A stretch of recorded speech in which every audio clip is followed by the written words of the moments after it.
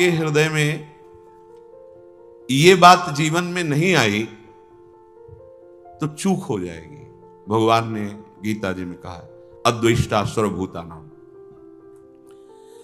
पूरी सृष्टि में देख लीजिए, किसी के प्रति आपकी दुश्मनी तो नहीं है। श्री जी की प्राप्ति के लिए तैयारी करो। जो कल चर्चा उसके आगे का है विषय अद्वेष्टा सर्वभूतानां। किसी भी संसार के किसी भी व्यक्ति से तुम्हारी दुश्मनी तो नहीं है। अगर एक से भी होगी तो बिगड़ जाएगी पूरा सिद्धांत हमारा। बहुत सावधानी से सुनो। किसी भी प्राणी के साथ किसी भी प्रकार से यदि मन में तुम्हारे द्वेष बन चुका है, फौरन निकालो। उसका उपाय है, अनुभव का उपाय है। जहां वो सामने दिखाई दे मन से प्रणाम करो, सर भी झुकाओ। तुम्हें अपना काम बनाना है, वहां भगवान ही है, दूसरा नहीं है। और जब एकांत में उसका चिंतन हो तो तत्काल आंतरिक प्रणाम करो, प्रभु आप मुझे बचा लो, प्रभु आपसे द्वेष हो रहा है। नाथ, आपकी बाहरी ऐसी चेष्टाएं हैं कि मैं समझ नहीं पा रहा हूं और आपसे हमें द्वेष हो रहा है, दोष दर्शन हो रहा है, अंतर और बाहर दोनों से। अंतर में जब आवे तो तत्काल उसको प्रणाम करो, वृत्ति में आएगा वो और जलन पैदा होगी। बार बार आपको क्षमा मांगनी, मेरे से गलती हो रही प्रभु, मैं आपको ना जानकर आपसे द्वेष कर रहा हूं। और बाहर जब सामने आवे, पूज्यपाद सिउड़िया बाबा जी ने कहा जो तुमसे द्वेष करे ना बोले, अपनी तरफ से उससे राधे राधे बोलो। राधे, वो जो कर रहा है उसका असर आपके ऊपर नहीं होना चाहिए। आपको इस द्वेष का असर काटना है। वो हो सकता है आपके साथ फिर ऐसा बर्ताव करे कि आपको लगे कि अब तो द्वेष पक्का ही हो रहा है क्योंकि हम बार बार प्रणाम कर रहे हैं, ये वैसा ही नहीं। ये बहुत बड़ा भगवत प्राप्ति में विघ्न है। इसलिए भगवान ने कहा अद्वेष्टा सर्वभूतानां। इतना ही नहीं, ये जब बढ़ेगा तो आपका भजन छूट जाएगा। बहुत क्या होता है कि जिससे महापुरुष जन अपने हृदय को देखते हैं ना, वही बात वो बोलते हैं, वही बात लिखते हैं। भजन क्यों रुका, भजन क्यों छूटा, हमारा लक्ष्य क्यों बदल रहा है, ये अंतर के चिंतन से। जैसे कि महापुरुष जन दूसरे के मन की बात जानते हैं, आप इस धोखे में मत रहना, क्योंकि उनके पास इतना समय नहीं है, वहां कोई दूसरा नहीं। अपने मन को देखा जाता है, पूरी सृष्टि के मन की बात जान ली जाती है, क्योंकि कनेक्शन सब उसी परमात्मा तत्व का है। तो लगता है ये तो हमारे मन की बात जान गए, जो ऊंचे महापुरुष हैं। ये छोटी छोटी बातों की नहीं, क्या सोच रहे हो क्या, ये नहीं। वो बहुत ध्यान देने की बात, बहुत हम लोग जहां चूक करते हैं, ये एक तरह का ऐसा नाशकारी भाव है द्वेष कि धीरे धीरे आपके मन में इतना फैलेगा कि आपके भजन को छीन कर देगा। चले थे भगवत प्राप्ति, सब जगह अपने प्रभु को देखने, चूक हो रही है। आपका भजन छूटा, आपका द्वेष बढ़ा, आपकी साधना गई। अब आगे भले चांस मिले, अब दुर्गति की बात शुरू हो गई, क्योंकि आपने द्वेष करके उसके नाश का चिंतन शुरू कर दिया। और आपको चिंतन क्या करना था कि मेरे प्रभु क्रूर से क्रूर पुरुष में भी विराजमान। ये क्रूरा अपि पापिनो न च सताम संभाष्य दृश्याश्चये। बोले तो बहुत कठिन। तो फिर आप एक गांव के प्रधान बनना चाहते, पूरे गांव में हाथ जोड़ते हैं कि नहीं जोड़ते? अब चाहे जितने बड़े रईस हो, जमींदार हो, चाहे जितना बड़ बल विक्रम हो, पर गांव के प्रधान पद में बैठना तो हाथ जोड़ना पड़ेगा दरवाजे पे जाके। और अगर आपको मुख्यमंत्री बनना है तो पूरे प्रदेश को अनुकूल करना पड़ेगा, अधिक से अधिक। प्रधानमंत्री बनना है तो पूरा देश आपको, अगर परम पद तो पूरा विश्व आपको सपोर्ट करे, एक भी कोई द्वेषी न रह जाए, तब परम पद प्राप्त होता है। समझो, ऐसा कैसे हो सकता है? तो फिर भेड़ चढ़ाने की योग्यता तुम्हारे अंदर है तो तुम देश का शासन करने की योग्यता कैसे धारण कर सकते हो? पहले अपनी योग्यता बढ़ाओ। तो भगवत परम पद की योग्यता क्या? अजात शत्रु, एक भी कोई द्वेषी संसार में न रह जाए। अब जहां अभी भजन हुआ नहीं और द्वेष का पोषण होने लगा, ऐसा द्वेष का पोषण, अपने में सद्गुण भावना, अपने में साधु की भावना और दूसरे में निंदा की भावना, चले कहां हो, जा कहां रहे हो, प्राप्त क्या करना है, कर क्या रहे हो? आगे जो लिखा है इसीलिए रुक के, जो अंदर से द्वेष भाव बढ़ाने लगता है, बैर भाव दृढ़ कर लेता है, तो उसका भजन जितना रोक दिया गया, लेकिन उसको प्रेत योनि प्राप्त होगी। महापुरुषों के वचन है। जो अंदर से दूसरों के प्रति द्वेष दोष भाव करके जलता रहता है, बुरा मनाता रहता है, भले किसी वेश में हो, तो क्या समझते हो? प्रेत बनना कोई ऐसा थोड़ी कि बहुत ही निंदनीय कर्म करने वाला प्रेत बनता है। ब्रज के भक्तों में ठाकुर जी का अमन्य ठाकुर जी को अर्पित नहीं किया और उसका प्रयोग तो प्रेत योनि को। ऐसा नहीं कि वृंदावन में प्रेत नहीं है, चरित्रों को पढ़ के देखो, चूक नहीं करनी।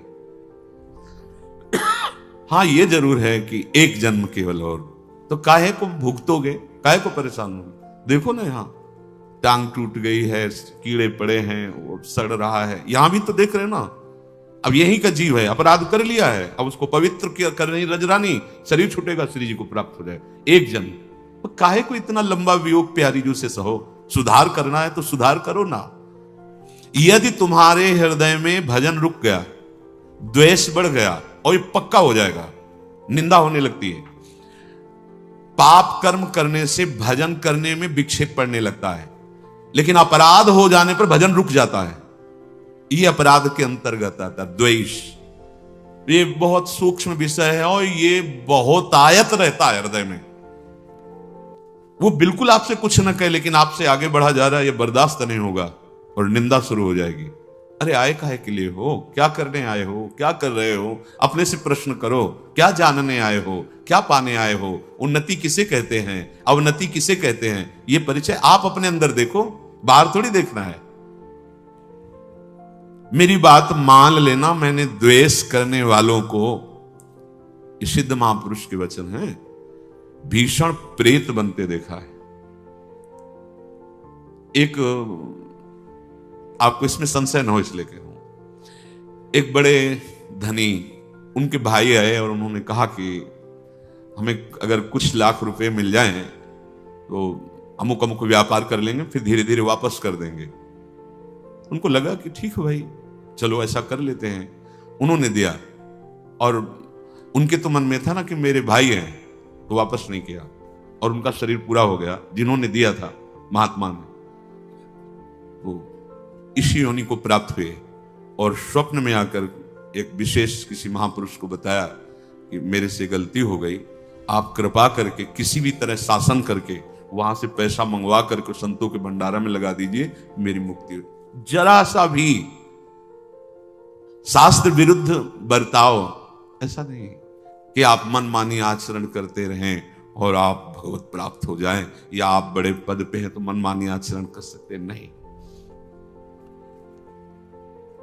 आप सावधान होकर सुने, जो दूसरों से द्वेष करता है, वैर की वृद्धि करता है, ईर्ष्या करता है, मात्सर्य करता है, उसको प्रेत योनि प्राप्त होती है। और प्रेत योनि प्राप्त होने के पहले उसको नरक में यंत्रणा मिलती है। यह हम इसलिए नहीं कह रहे कि आप भयभीत हो जाओ भगवत मार्ग से, इसलिए कह रहे हैं कि फिसलो नहीं, सावधान हो जाओ। हमें यह निश्चय करना है कि जब हम भगवत प्राप्ति के मार्ग में चलें तो किसी से द्वेष नहीं करना। कई बार आपको सत्संग में सुनाया है कि लाला बाबू का रंगनाथ जी के सेठ से थोड़ा सा मनमुटाव पहले था, उसके कारण पूज्य बाबा जय कृष्णदास जी ने विरक्त वेश मंत्र कहने पर भी नहीं दे रहे थे। तब उनको बार बार लग रहा था मैं गुरु आज्ञा में चल रहा हूं, विरक्त। लंगोटी केवल लगाने लगे थे, केवल एक लंगोटी और भिक्षा पात्र बस, और बड़े भारी धनी मानी सेठ थे। विचार किया कि मेरे से कोई तो गलती हो रही। हाँ, रंगनाथ जी की सेठ से लाख डांटा, आंतरिक द्वेष, जाके भिक्षुकों की पंक्ति में खड़े हो गए। उसी दिन रास्ते में आते हुए बापू जी बाबा ने कहा, लाला बाबू आज तुम्हें विरक्त वेश दे देंगे। समझिए, छोटा सा भी द्वेष एक महापुरुष स्वीकार नहीं कर रहे, विरक्त वेश और निज मंत्र देने के लिए, हमें परम पद देने के लिए। कैसे हम किसी से द्वेष करें, किसी का दोष दर्शन करें? ये सावधानी के लिए। किसी भी प्राणी के प्रति हमारे मन में द्वेष न रह जाए, इसीलिए भगवान ने आगे उसमें कहा, मैत्रः करुण एवच, अद्वेष्टा सर्वभूतानां मैत्रः करुणेयुच, मित्रता का भाव और करुणा का भाव ये तुम्हारे दोष और द्वेष को नष्ट कर देगा। सबसे मित्रता का भाव।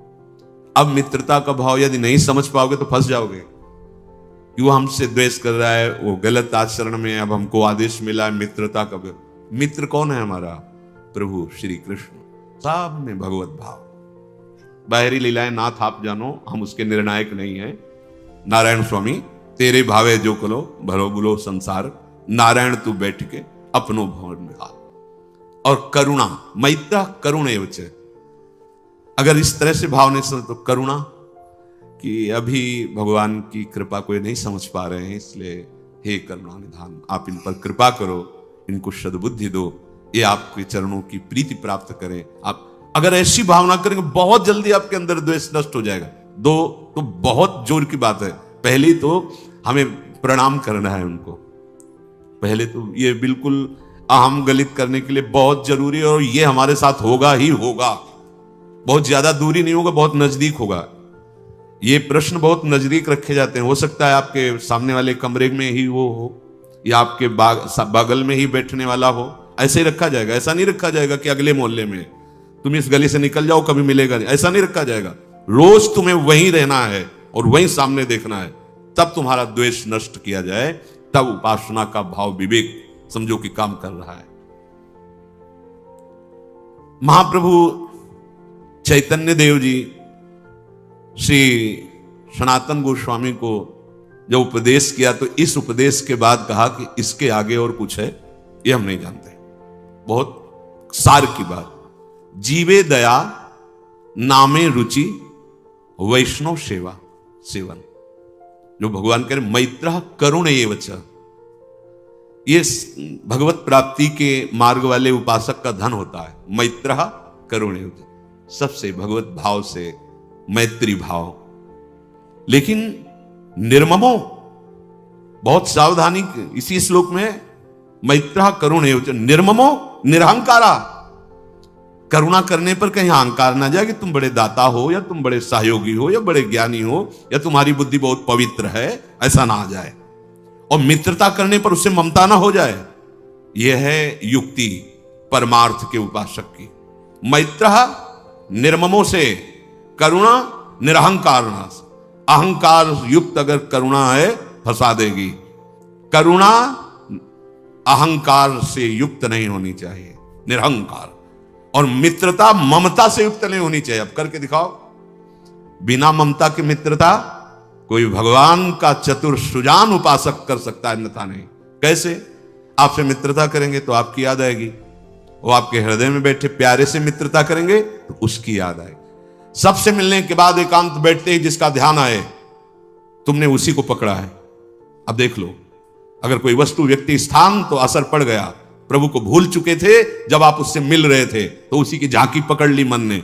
और अगर प्रभु का मेरे यार सब रूपों में बैठे हुए हैं, वही मेरा दिलवर, वही मेरा प्राणनाथ, वही मेरा जीवन, करोड़ों से मिलने के बाद भी वो एक में ही रहेगा।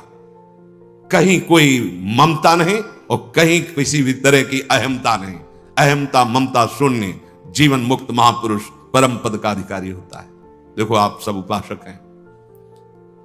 महाप्रभु चैतन्य देव ने कहा, जीवे दया नामे रुचि वैष्णव सेवन, या छाड़ा आर नाही जानी सनातन। हे सनातन, मैं इसके सिवा और कोई महान बात है नहीं जानता। क्या? जीवे दया। बस जीवे दया में बहुत सावधानी की जरूरत है।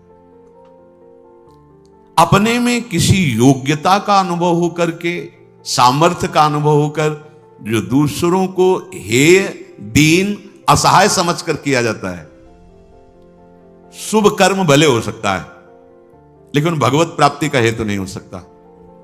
और प्रभु प्रदत्त बल बुद्धि धन वैभव से प्रभु सामने इस रूप में सेवा स्वीकार करने आए हैं, इस भावना से की हुई वो दया, वो भगवान की स्मृति में डुबा देगी। दया का उल्टा याद।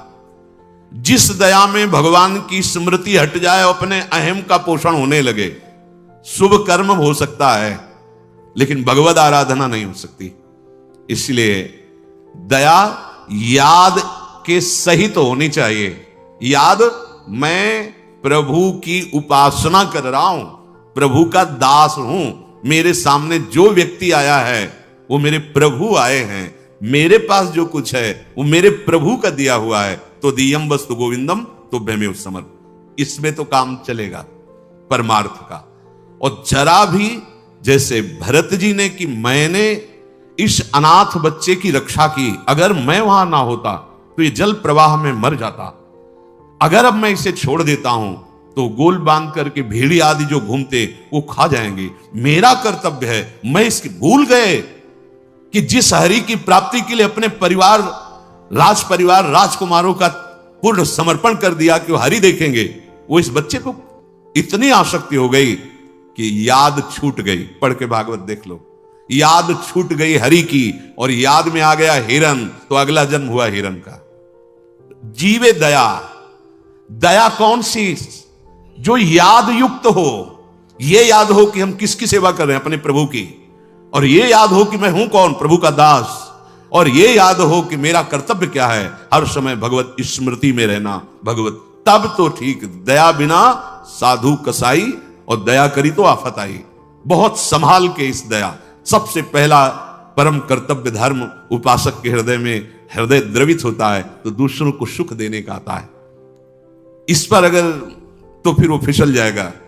इसकी एक ही पहचान है, भगवद याद अगर भूल रही है तो तुरंत वापस होइए, ये दया तुम्हें फंसा देगी।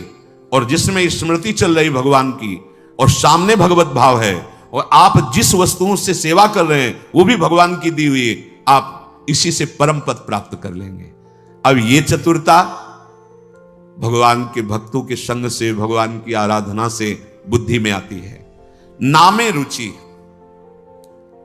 नाम जपना और नाम में रुचि होना, यह बहुत बड़ी अंतराय की बात है।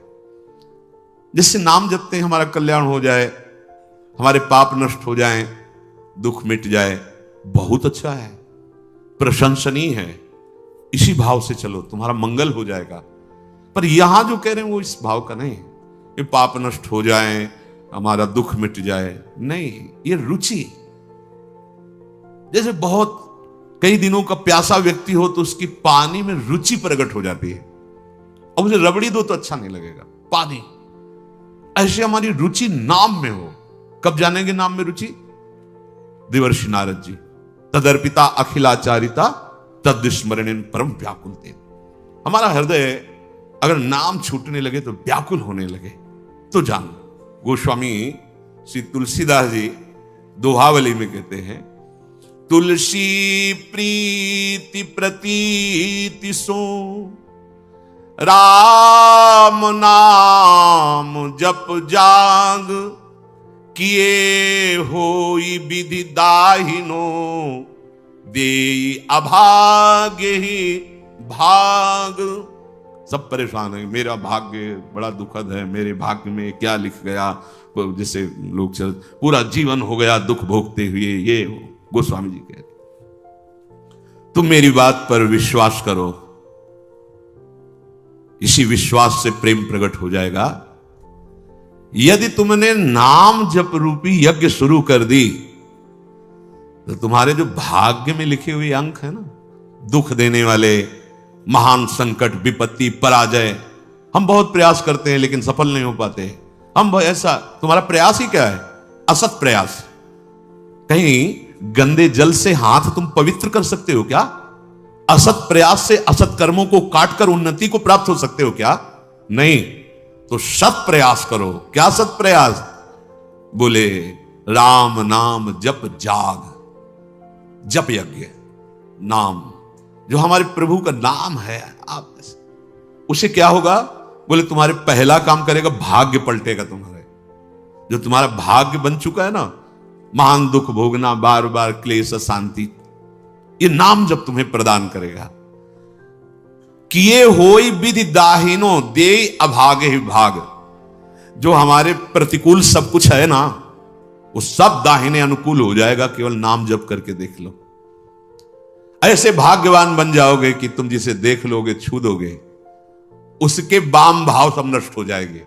धर्म में विपरीत आचरण, धर्म में विपरीत भाव नष्ट हो जाएंगे। जल थल नभ गति अमित यति, अग जग जीव अनेक, तुलसी तो से दीन कहां, राम नाम गति एक। चराचर जीव असंख्य है, सबकी अलग अलग चाहत है, गति है। किसी की जल में बहुत गति है, अब तैरना नहीं आता तो आपका शरीर पूरा हो जाएगा जल में, लेकिन मछली, कछुआ, मगरमच्छ, इनकी तो गति है, उसी में आनंदित रहते हैं। किसी की पृथ्वी में गति है, किसी की आकाश में गति है, पर मेरे जैसे की गति तो एकमात्र केवल नाम गति है। समझो, भाव कह रहे हैं कि जैसे जलचर जीव जल में ही केवल सुखी रहता है, थलचर थल में, वायु वाला वायु में, तुलसी का सुख क्षेत्र तो केवल नाम है, नाम। श्री हरिवंश नाम नित कहो, नाम प्रताप नाम फल लहो, नाम हमारी गति सदा। रसना सापिनी बदन बिल, जे न जपहि हरि नाम, तुलसी प्रेम न राम सो, ताहि विधाता बाम। ये सांप की जीभ की तरह लप लप लप लप जा, ये खा लूं, ये बोल लूं, ये प्रपंच कर लूं। ये सर्पणी के समान जीव है, और ये शरीर, ये मुख एक बिल के समान है। यदि तुमने अपनी जिह्वा से हरिनाम जप नहीं किया तो जितनी अनुकूलता लिखी भी है वो सब प्रतिकूलता में बदल जाएगी। आपको लगेगा कि ये कैसी बात, नाम न जपे तो हमारे भाग्य से जो अनुकूलता लिखी वो भी प्रतिकूलता हो जाए। हाँ, हो जाएगी। भगवत विमुख की प्रत्येक अनुकूलता प्रतिकूलता से भी भयानक दुख देने वाली होती है, और भगवत सन्मुख की प्रत्येक प्रतिकूलता करोड़ों अनुकूलताओं से भी बढ़कर सुख देने वाली होती है। पढ़ के प्रसंग देख लेना, श्रीमद् भागवत में समंतक मणि का प्रसंग, सत्यराजित का। भारी अनुकूलता समंतक मणि मिली और श्री कृष्ण से विमुख हैं तो दोनों भाई मारे गए और हाथ कुछ नहीं लगा। भारी अनुकूलता, भारी प्रतिकूलता में है, यदि भगवत विमुख हो तभी तो। जिसको लगता है कि मैंने जीवन में बहुत कुछ प्राप्त किया, यश मान सम्मान प्रतिष्ठा रुपया पैसा, ये क्या है, क्या है। जैसे स्वप्न में राजा बने जगे तो कुछ नहीं, ऐसे ही जिस समय अंतिम समय आएगा उस समय तुम्हारे होश ठिकाने होंगे, पर तुम कुछ करने लायक नहीं होगे। इसलिए जो नाम जप नहीं कर रहे, मानो अपने जीवन को जितनी भी अनुकूलता सब प्रतिकूलता में बदल रहे हैं। ही फाटहु फूटहु नयन, कैसी अद्भुत भक्ति है, प्रीति है महापुरुषों के हृदय में। कह रहे ही फाटहु फूटहु नयन, जरौ सुतन के ही काम, द्रवहि स्रवहि पुल कै नहीं, तुलसी सुमिरत राम। हट जाए ऐसा हृदय जो प्रभु के नाम का स्मरण करते हुए आनंद नहीं आ रहा, रोमांच नहीं हो रहा। प्रभु की नाम महिमा, प्रभु का रूप, प्रभु की लीला सुनकर तुम्हारा हृदय आनंदित नहीं, फट जाना चाहिए हृदय। किस काम का? फूटहु नयन, फूट जाए नेत्र ऐसे जिनसे भगवान नाम लेकर के आंसू ना निकले। हम प्रभु की चर्चा सुने, अपने प्राणाधार प्रभु की बात करें और हमारी आंखें सुखी हों, कपोल भींगे ना। क्या जीवन। ही फाटहु फूटहु नयन, रसना कटो जो अनरटो, निरख यानी फुटो नयन। हे भूलो मत, जीवन की सार्थकता राम ही सुमिरत रन भिरत देत परत गुरु पाए, तुलसी जिनय न पुलक तनु ते जग जीवित जाए। यदि एकांत में बैठकर अपने प्रियालाल का स्मरण करते हुए पुलकावली नहीं आती, जैसे काम ही नारी प्यार जिम लोभी जिम प्रिय दाम। कामी पुरुष एकांत में बैठकर जब उसका चिंतन होता है तो सामने कामिनी का रूप होता है और अपने उसी चिंतन में पुलकित हो रहा है। ऐसा ही प्रेम हमें प्रभु से हो जाए। जैसे एक लोभी पुरुष, धनी जो कंजूस स्वभाव का है, अपने धन का चिंतन करके बड़ा सुख अनुभव करता है। इतना बैंक बैलेंस, इतना और जोड़ लेंगे, इतना, कम से कम इतना हमें नाम में प्रेम हो जाए।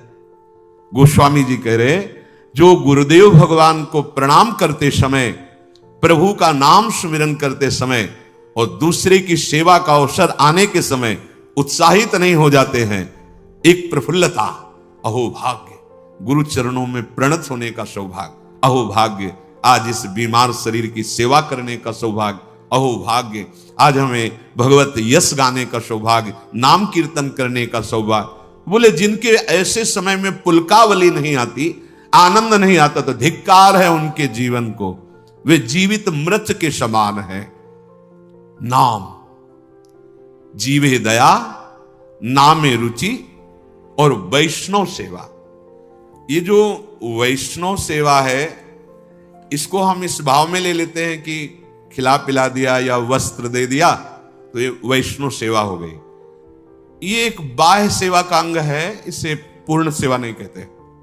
जैसे वैष्णव सेवा तो एक दो ऐसे भगत की, फिर हम एक दिन रोज एक संत का बना के दे, ये बाह्य सेवा है। अच्छा है, करो, भगवान तुम्हें दिए हैं तो ऐसा, बका पूर्ण सेवा इसे नहीं कहते। पूर्ण सेवा, ध्यान से सुनिए, पूर्ण सेवा होती है जब हम किसी भी संत महापुरुष की आज्ञा के अनुसार अपने जीवन को चलाते हैं। अगर हमारा संग अच्छा, वो संग केवल मनुष्य शरीर का ही नहीं, वो वस्तु का हो सकता है, वो स्थान का हो सकता है, खान पान का हो सकता है, साहित्य का हो सकता है, दृश्य का हो सकता है, इंद्रियों का हो सकता है, अच्छा या बुरा संग। वैष्णव सेवा का तात्पर्य है किसी एक महापुरुष के वचनों को अपने जीवन का आदर्श मानकर इन सब संगों का त्याग कर दे, उसे सत्संग कहते हैं।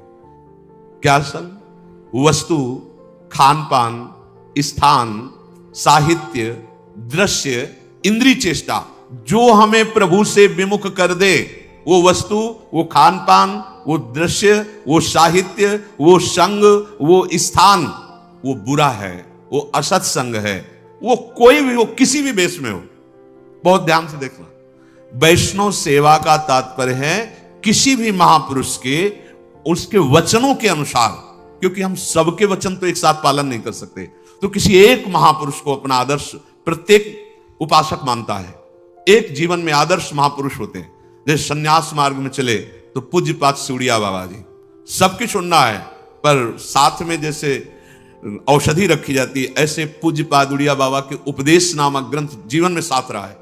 ब्रह्मचर्य से लेकर संन्यास मार्ग तक जीवन, कहीं भी तो वो तत्काल सिद्धांत उसको सामने नहीं, गलत, बाबा ने सब बाबा के वचनों। और जब भक्ति मार्ग में कदम उठा तो पूज्य भाई से ही श्री हनुमान प्रसाद पोद्दार जी महाराज, आदर्श, एक भी शब्द का आज तक कोई संशय नहीं। भाई जी के वचन, पूज्यपाद उड़िया बाबा। और जब नित्य विहार रस तो पूज्य सदगुरुदेव भगवान। एक भी आचरण, एक भी सेकंड के लिए विश्ववर संग रहे, कहीं कोई शास्त्र प्रतिकूल आचरण नहीं। मेरे गुरुदेव इसलिए कह रहा हूं, ऐसा नहीं, भगवत कृपा से बचपन से बड़े बड़े संतों का संग हुआ। नित्य विहार रस की उपासना की सर्वोपरि ऊंचाई पर पहुंचे हुए महापुरुष, और एक सेकंड के लिए कभी शास्त्र से विपरीत आचरण नहीं देखा। सदगुरुदेव भगवान परम मकिंचन प्रिय हरि के रे, सहचर्य भाव में स्थित महा। तो कोई ना कोई महापुरुष अपने जीवन का आदर्श होता है। सबसे बड़ी वैष्णव सेवा किसी भी महापुरुष को अपने जीवन का आदर्श बनाकर उनकी आज्ञा के अनुसार चलना। इस कसौटी पर कस के देखिए, या तब वैष्णव सेवा मानी जाएगी। कोई भी स्थान, खान पान, साहित्य, दृश्य, इंद्रियों की चेष्टा, जो मुझे किसी भी आदर्श जिसको हमने माना है महापुरुष, उसके विपरीत ले जाए, वो सबको संग, चाहे वो वस्तु, व्यक्ति, स्थान, ग्रंथ, पंथ, कुछ भी हो, जो आदेश मिला है गुरुजनों उसके अनुसार। जिस वस्तु के सेवन से, जिस व्यक्ति के संग से, जिसके पढ़ने से, जिसके देखने से, जिससे व्यवहार करने से हमें प्रभु की याद बढ़ रही है और अपने आदर्श महापुरुष की आज्ञा पालन हो रही है। बस ये हमारा सत्संग हो रहा है, ये हमारा साधु संग हो रहा है।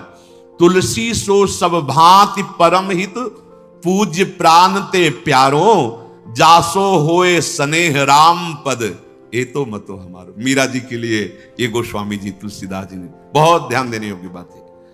तुलसी सो वो वस्तु, वो व्यक्ति, वो स्थान, वो दृश्य, वो साहित्य, वो संग, वो व्यवहार। तुलसी सो सब भांति परम हित, पूज्य प्राण ते प्यारो, जासो होए स्नेह राम पद, ये तो बतो। जिस वस्तु के सेवन से, जिसके संग से, जिसके पठन से हमें प्रभु से प्यार हो जाए, स्नेह राम पद, ये तो यही सबसे बड़ा संग। हम कुसंग का मतलब केवल व्यक्ति का संग समझते हैं, नहीं।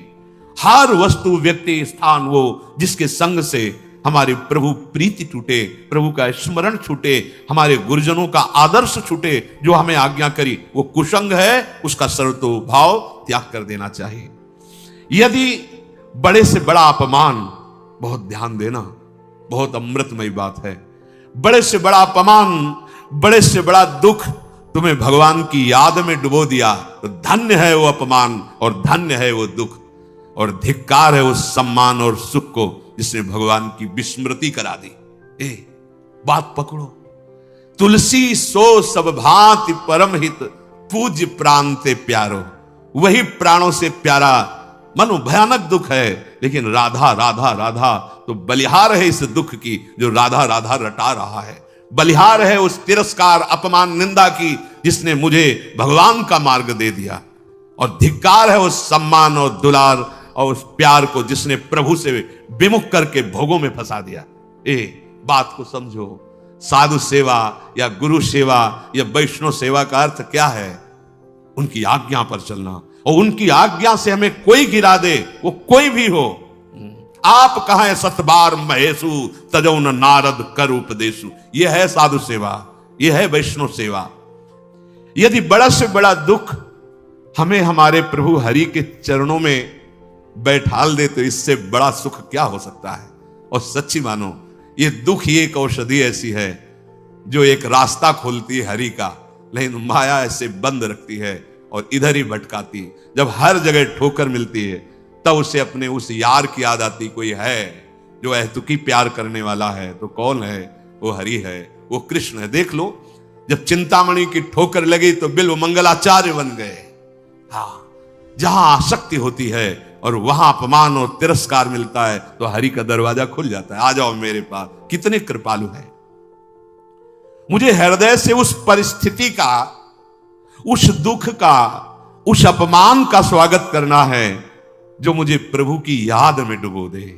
संसार का बड़ा सा बड़ा सम्मान, भोग, वैभव जो मुझे प्रभु से अलग कर दे, तो जरऊ सो संपत्ति सदन सुख, सुहृद मातु पितु भाई, सन्मुख होत जो राम पद करई न सहस सहाय।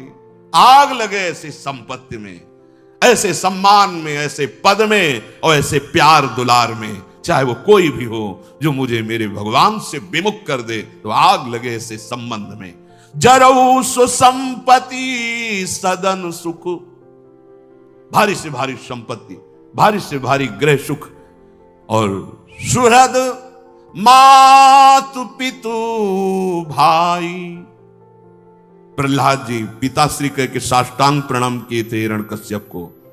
जब वो हरि का द्रोह करने लगे तो दैत्यराज कह के संबोधन किया।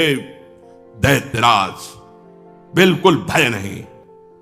और चरणों में मस्तक रखने वाले भरत जी ने उन्हीं माता कैकेयी को जब देखा कि हमारे प्राणाराध्य भगवान राम के 14 वर्ष वनवास का वरदान मांगा और मुझे राज्य, तो कहा पापिनी आज के बाद तेरा मुख नहीं देखेंगे।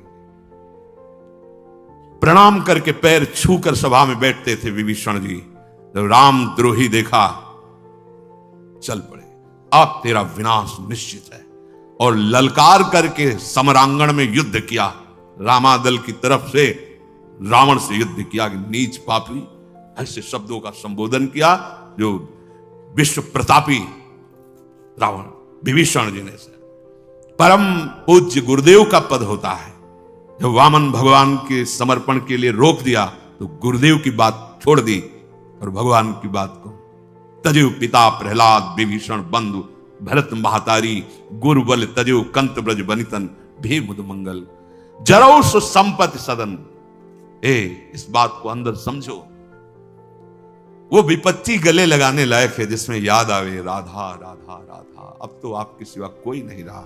बलिहारी है उस परिस्थिति की और उस विपत्ति की जिन्हें मुझे प्रियाजू का बना दिया, जिसने मुझे राधा नाम रटने का सौभाग्य प्रदान किया। और धिक्कार है उस सुख को, उस भोग को, उस पद को, उस सुहृद संबंधियों को जिनसे मैं भगवान से विमुख हो जाऊं, भगवत विस्मरण हो जाए, जो प्रभु से अलग कर दे।